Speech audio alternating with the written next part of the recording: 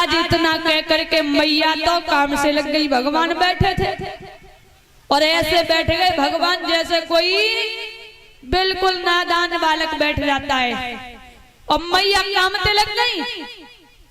जब भगवान ने देखी कि अब कोई ना देख रहा, तो भगवान वहीं पर पहुंच गए, उसी कमरे में जहां माखन रखा था, दही रखा था, छाछ रखी थी।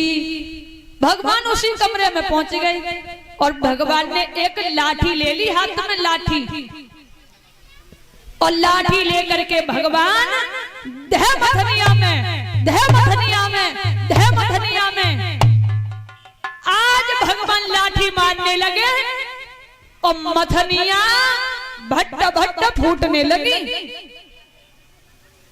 दही में दूध मिलेगा, माखन मिलेगा, दही मही की कीच मचा दी भगवान ने। और जो भट्ट भट्ट की आवाज मैया ने सुनी, मैया ने सोचा ये क्या हो रहा है। मैया दौड़ के आई और जो मैया ने देखी जितनी मटकी भरी हुई रखी थी वो सब फूटी पड़ी हैं। और कन्हैया के हाथ में डंडा देखा, मैया को गुस्सा आ गई। एक डंडा मैया ने उठा लो हाथ में। और मैया क्या बोली, यशोदा मैया आजा दादी के, आज तो छोड़ूंगी ना है। भगवान भागने लगे, सोचने लगे मैया गुस्सा में ये डंडा खाली जावे होना है, आज एक तो परे हुई। भगवान आगे आगे, मैया पीछे पीछे। मैया बोले रुक जा दादी के, रुक जा, आज तो छोड़ूंगी ना है, आज तो छोड़ूंगी ना है। तेने सबरी मटकियां फोड़ दी, अरे तेने वो मटकी फोड़ दी जो मेरी सासू के हाथ की लाई हुई हती। और जब मैं वह मटकी को मांजत गाई तो मुझे अपनी सासू की याद आ जाती। मैया पकड़ रहे हैं भगवान को लेकर, भगवान पकड़ाई नहीं दे रहे। और जब मैया भाजते भाजते हार गई, भाजो ना जा रहा, तो भगवान समझ गए कि मैया अब थक गई हैं, ज्यादा भगावो सही ना है मैया को। सोई भगवान धीरे है गए और धीरे धीरे बाजन लगे। एकदम मैया ने झपट कर कन्हैया को पकड़ लिया, रुकदारी अब आयो ना हाथ में। लेकिन मैया को ये ना पता कि इनको तो कोई ना पकड़ सकता, ये तो ठाकुर जी ने, कोई नहीं पकड़ सकता भगवान को। आज तो ये छोड़ूंगी नहीं, आज तूने इतना नुकसान कर दिया मेरा। मैया ले गई भगवान को और जा करके मैया भगवान को ओखली से बांधने लगी। बोली यहीं खड़ो रही हो, मैं अभी आ रही हूँ, रस्सी लेके आ रही हूँ, अभी यहीं खड़ो रही हो। आज मैया गई, रस्सी लेके आई और जैसे ही भगवान को बांधने लगी, रस्सी 2 उंगल छोटी पड़ गई। फिर मैया दूसरी रस्सी लेके आई, वो भी उसी रस्सी में जोड़ ली और जैसे ही गांठ मारने लगी, फिर भी रस्सी 2 उंगल छोटी पड़ गई।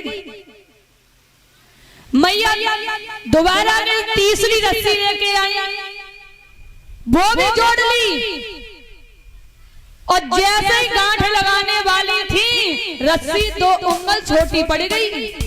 अब ये नहीं पता चल रहा कि भगवान मोटे होते जा रहे हैं या रस्सी छोटी होती जा रही है। इतना है कि गांठ नहीं लग पा रही है। आज मैया रस्सी लाते लाते लाते लाते थक गई, लेकिन गांठ नहीं लग पा रही है।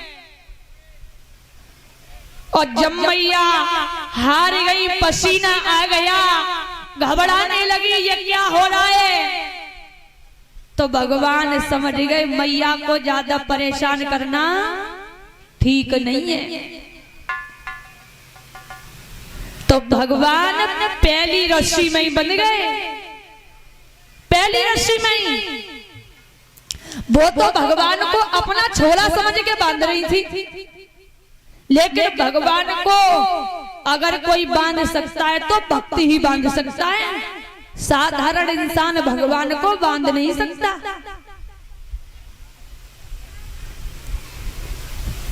और जैसे ही गांठ लगी तो मैया बोली अब तो आएगो कब्जे में, फिर भूल गई क्या भाई का हालत है रही।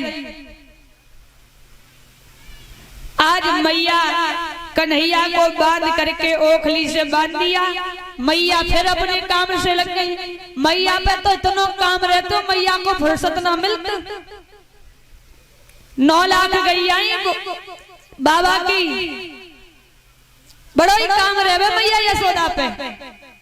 आज मैया कन्हैया को बांध करके काम से लग गई, लेकिन भगवान ने क्या किया? भगवान ने देखा मैया भी नहीं है, बाबा भी नहीं है, अब कोई मुझे नहीं देख रहा। चारों तरफ देख करके भगवान ने क्या किया? एक झटका मारा, और जैसे ही झटका मारा, जैसे ही झटका मारा, ओखली लुढ़क गई। भगवान आगे आगे और ओखली पीछे पीछे। भगवान ने दूसरा झटका मारा, ओखली और आगे बढ़ने लगी, और आगे बढ़ते जा रहे भगवान। आगे बढ़ते बढ़ते भगवान उसी आंगन में, मैया के आंगन में 2 वृक्ष हैं यमला अर्जुन के, उन वृक्षों में जाकर के ओखली अटक गई। और जब ओखली अटक गई,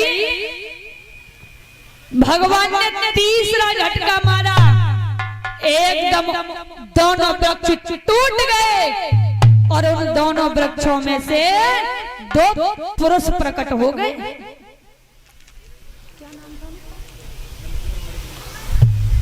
देवता जैसे 2 पुरुष प्रकट हो गए। और ये कौन है? ये नलकुबर और मडग्रीव हैं। ये पूर्व जन्म में एक बार नदी में नग्न स्नान कर रहे थे, और नारद बाबा आ रहे थे, तो इन्होंने नारद बाबा की कोई शर्म नहीं की, और ये नंगे ही नहाते रहे। शराब के नशे में थे, तो नारद बाबा ने श्राप दे दिया कि तुमने हमारा अपमान किया है, हम तुम्हें श्राप देते हैं कि तुम यमला अर्जुन के वृक्ष बनोगे। तुम नंगे हो तो नंगे ही खड़े रहोगे। और जो श्राप दिया, एकदम क्षमा मांगने लगे। क्या बोले? प्रभु आपने हमारे तमाचा तो मार दिया, लेकिन अब पुचकार तो लो, हमें ये बताओ, हम वृक्ष तो बन जाएंगे, लेकिन हमारा उद्धार कैसे होगा? तो नारद बाबा बोले, तुमने जो हमारा अपमान किया है, तुम वृक्ष तो बनोगे, लेकिन द्वापर में भगवान आएंगे, उन्हीं के द्वारा तुम्हारा उद्धार हो जाएगा। तो यहाँ पर ये दोनों भगवान की स्तुति करने लगे। हे प्रभु तुम बिन दीना नाथ जगत में दूजो कौन हमारो। हे प्रभु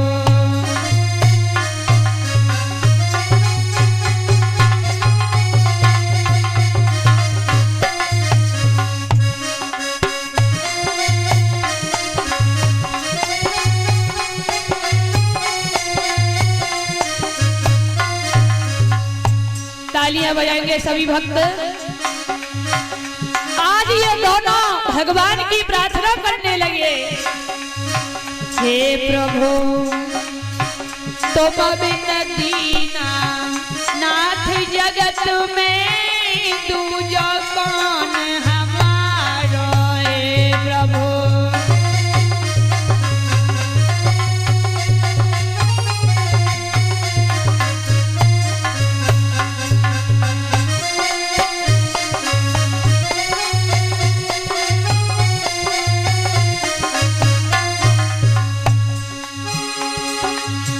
तुमने पूतना को हनि डारो, तुमने सतका सुर कुमारो के तुमने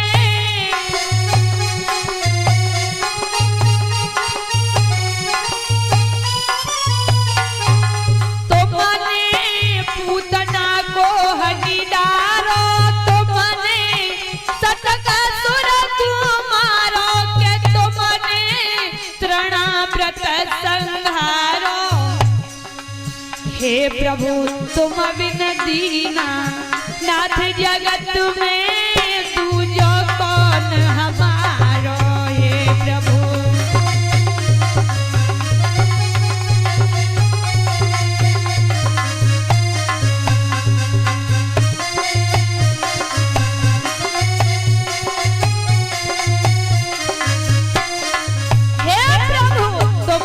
दीना नाथ जगत में दूजो कौन हमारो। हे प्रभु तुम बिन दीना नाथ जगत में दूजो कौन हमारो। हे प्रभु तुम बिन दीना नाथ जगत में दूजो कौन हमारो। इस प्रकार इन दोनों देवताओं ने भगवान की स्तुति की और भगवान ने इनका उद्धार कर दिया। बोलिए बाल कृष्ण भगवान की।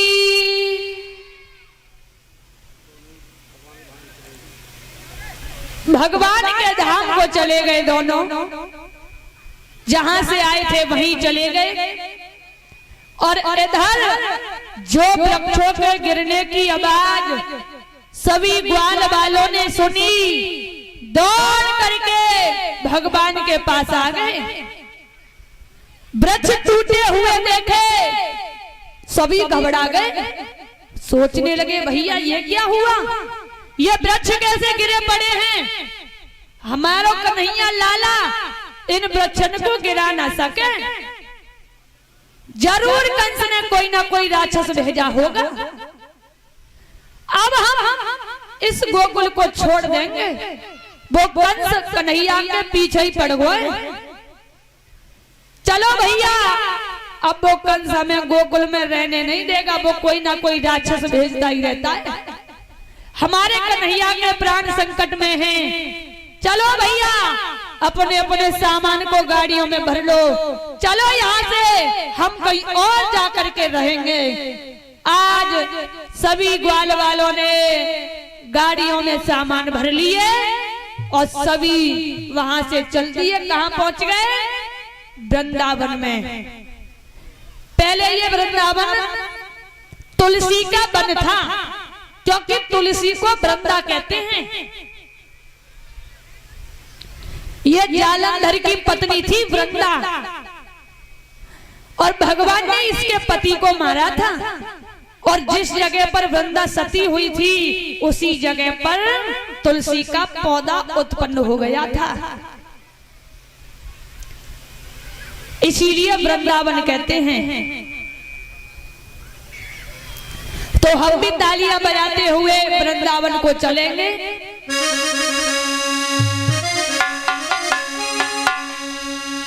अरे मन चल वृंदावन धाम, जपेंगे राधे राधे।